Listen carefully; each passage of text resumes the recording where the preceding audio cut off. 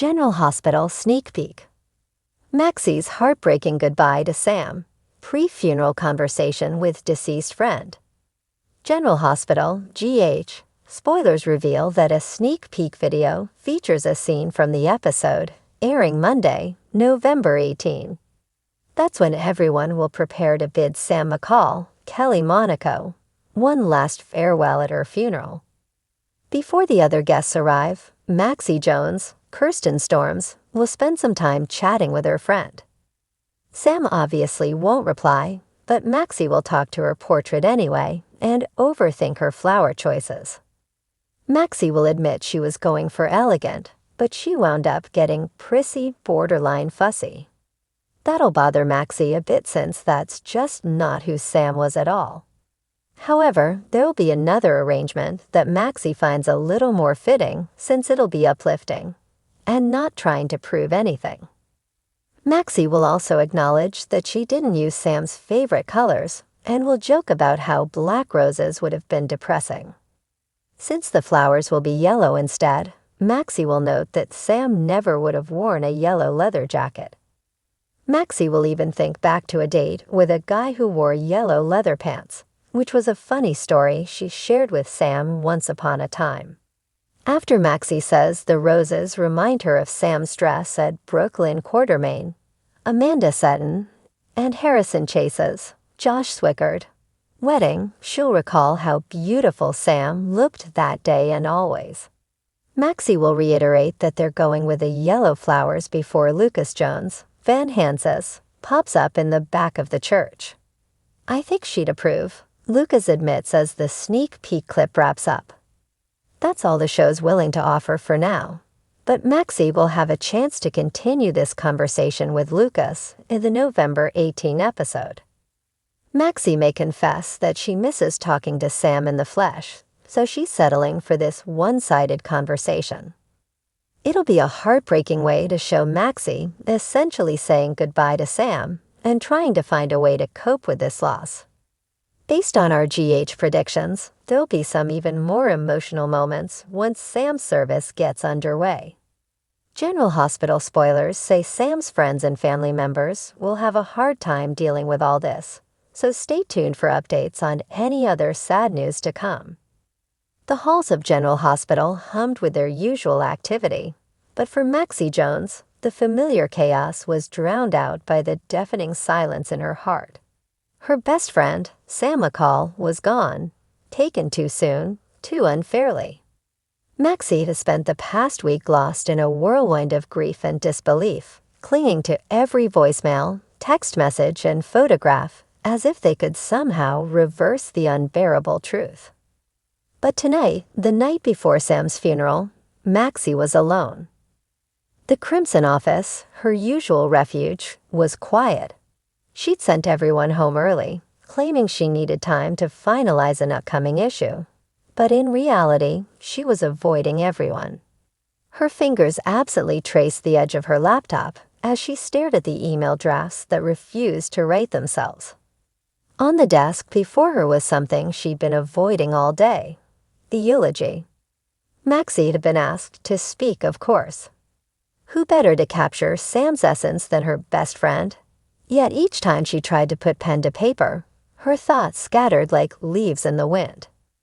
How do you encapsulate someone like Sam in just a few paragraphs? How do you do justice to the woman who had been your partner in crime, your confidant, your anchor through life's storms? With a sigh, Maxie leaned back in her chair and closed her eyes. "What would you want me to say, Sam?" she whispered into the stillness. And then she heard it. "Say whatever you want, Maxie. You always do." Her eyes flew open and her breath caught in her throat. Standing by the window, bathed in moonlight, was Sam. But it wasn't Sam as Maxie had last seen her, pale and lifeless at the morgue. This Sam was vibrant, radiant, and very much alive. Her dark hair fell in soft waves, and she wore the leather jacket Maxie always teased her about, the one that made her look like a rebellious teenager. Maxie blinked. No way. This isn't real. Sam smiled that familiar, mischievous smile. Since when has real ever stopped you, Maxie? Tears brimmed in Maxie's eyes. This isn't fair. You're not supposed to be here. You're gone. Technically, yeah, Sam admitted, taking a step closer. But I couldn't leave without saying goodbye. Not properly. Maxie pressed her hands to her face, her emotions a swirling mess. This has to be a dream. Or I've finally lost it. Too much caffeine, not enough sleep. Classic Maxie. Sam chuckled. If it helps, think of me as your subconscious giving you closure. Maxie peeked through her fingers. Subconscious Sam is annoyingly smug. I'm dead. I've earned the right to be smug. Despite herself, Maxie let out a watery laugh. God, I've missed you. Sam's expression softened. I know, and I've missed you too. But I need you to listen, okay? This isn't about me. It's about you. Maxie frowned. What do you mean? You've been so busy trying to make everything perfect for tomorrow, trying to be strong for everyone else. You haven't let yourself grieve. Really grieve. Maxie's defenses rose. I've been grieving, Sam. I've cried so much I could fill the harbor. But have you let yourself feel it? The guilt, the anger? Maxie shook her head. What good would that do? You're still gone. Sam crossed her arms, her tone gentle but firm. Maxie, you can't keep running from your feelings. Trust me, I know all about running. It doesn't work. Maxie's voice cracked. I don't want to feel it, okay? If I let it all in, I'm afraid it'll break me. Sam stepped closer, her presence almost tangible. It won't break you. It'll hurt, yes. But you're stronger than you think. You always have been. Maxie's tears spilled over. I don't feel strong. I feel like a mess. A failure. I should have been there for you, Sam. I should have done something to save you. Sam's gaze softened with compassion. You were there for me, Maxie. In every way that mattered. You loved me, you supported me, and you made my life better just by being in it. That's what I'll remember. Not the what-ifs.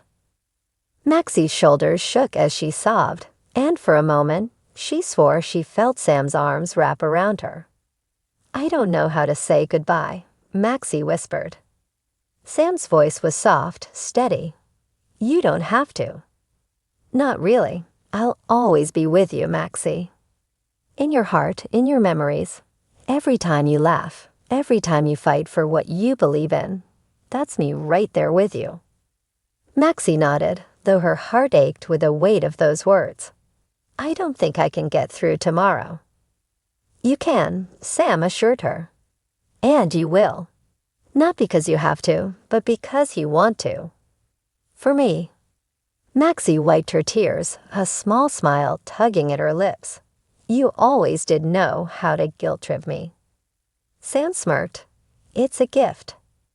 For a lone moment, they simply looked at each other, the love and friendship between them shining brighter than the moonlight. I have to go, Sam finally said, her voice tinged with regret. Maxie's heart clenched. Already. Sam nodded. But remember what I said, okay? You're going to be okay, Maxie. And so will everyone else. As Sam began to fade, Maxie reached out instinctively. Wait, one more thing. Sam paused, her form shimmering like a mirage. What do I say in the eulogy? Maxie asked, her voice trembling. Sam's smile was pure warmth. Say that I lived. Say that I loved. And say that I was lucky enough to call you my friend. And then she was gone, leaving Maxie alone in the moonlit office. But for the first time since Sam's death, Maxie didn't feel alone. She looked down at the blank paper on her desk, picked up her pen, and began to write.